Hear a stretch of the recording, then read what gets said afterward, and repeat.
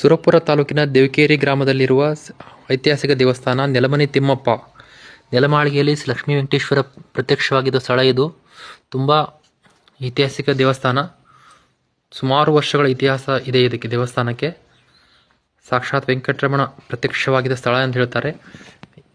ಕೆಳ ಗುಹೆಯಲ್ಲಿ ಇದೆ ದೇವಸ್ಥಾನ. ತುಂಬ ವರ್ಷದ ಹಳೆಯದಿದೆ.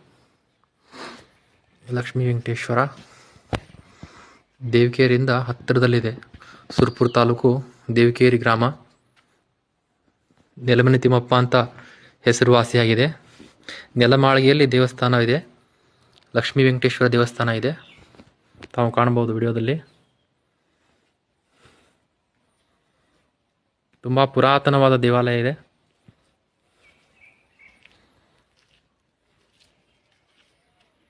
ಸಾಕ್ಷಾತ್ ವೆಂಕಟೇಶ್ವರ ಪ್ರತ್ಯಕ್ಷವಾಗಿದ್ದ ಸ್ಥಳ ಇದು.